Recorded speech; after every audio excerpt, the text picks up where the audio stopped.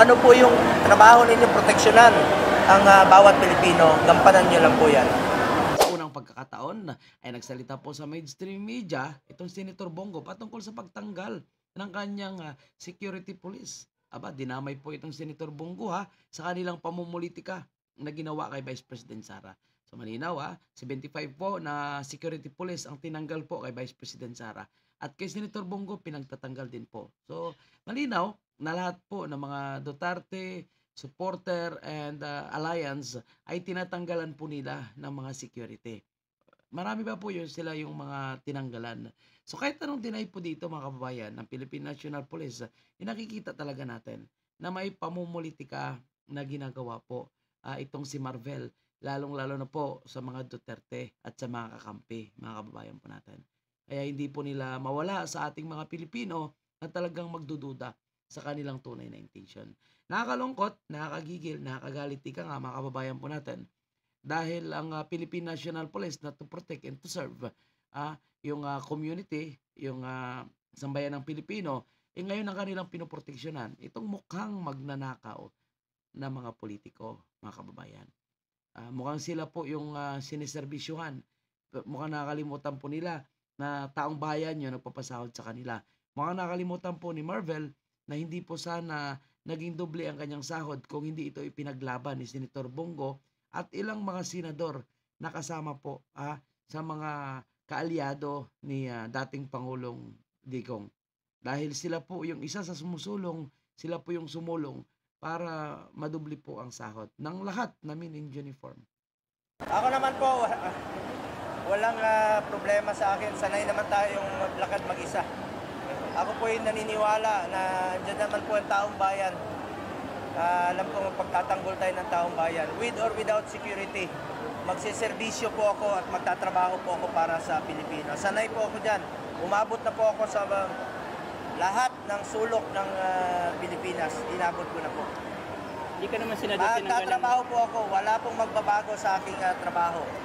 With or without security, sanay po ako dyan.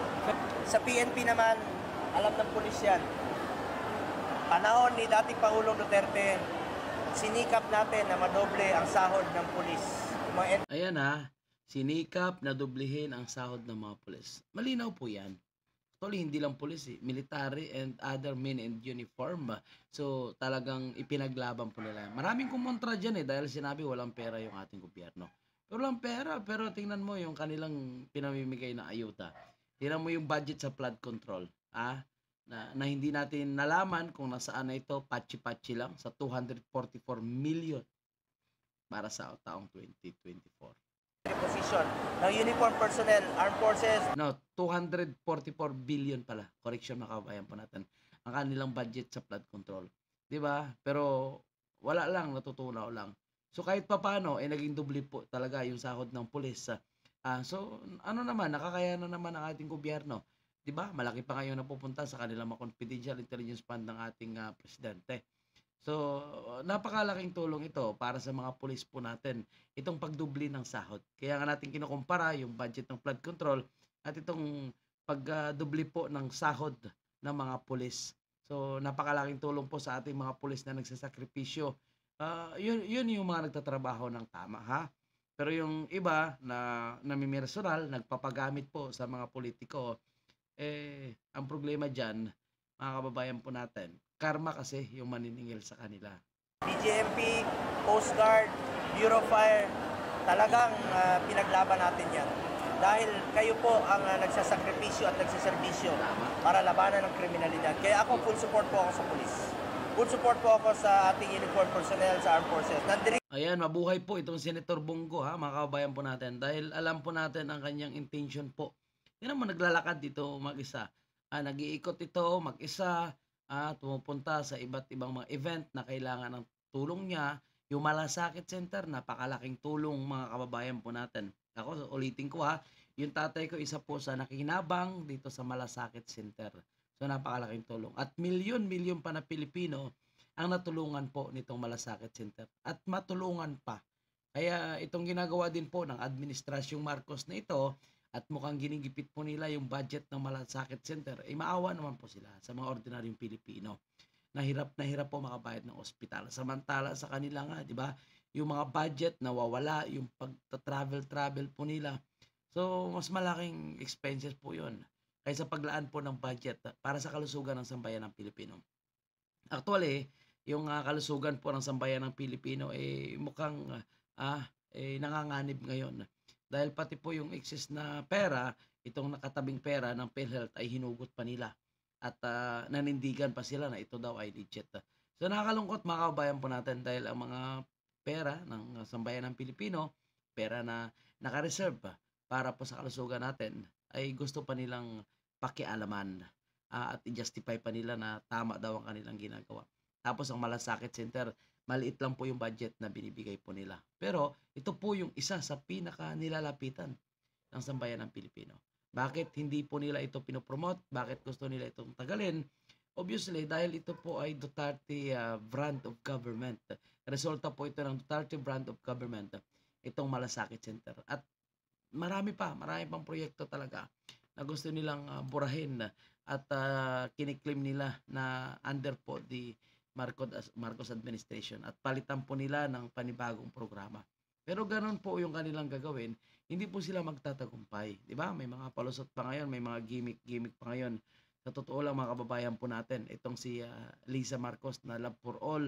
Pero ito po malinaw na talagang pamumulitika lang ito. So parang maaga pangangampanya na po yung kanilang ginagawa. Tapos itong Secretary Boying Rimulya, mga kababayan po natin, umiipal pa at sinasabi, I don't think it's a bad matter to recall some of the bodyguards. O, walang problema daw, hindi daw ito issue. At mas sinabi niya pa na mas marami pa mas marami pa sa presidente natin. Ha? So ang ibig niya sabihin, mas marami pa daw yung security ni Vice President Sara, security ni Senator Bongo kaysa presidente. Ang presidente po natin, kahit yung sa SUNA pa nga lang, ilan yung dineploy na PSG, PSG or Presidential Security Group is 1,400. Diba? Sa SUNA pa lang yun. Iba paano yung mga na-trend pa para sa Presidential Security Group? Nasa 4,000 umano yan. So paano masasabi rin, Boying Rimulya, na mas marami pa yung security ng Vice Presidente o ng Senator Bongo, di ba? Kumpara dyan sa ating presidente. So, sila lang po at pinagtatakpan, kinokonsidera po nila itong ginagawa po ng administrasyong ito. Tapos babalik na rin pa nila na ang mga Duterte, yung mga maisog rally daw, ay ino-oppress daw ang presidente. Paano mga oppress? Sila nga po yung ginagawang parkingan ng truck, tractor, yung mga event kung saan ginaganap po ang mga hakbang ng maisog.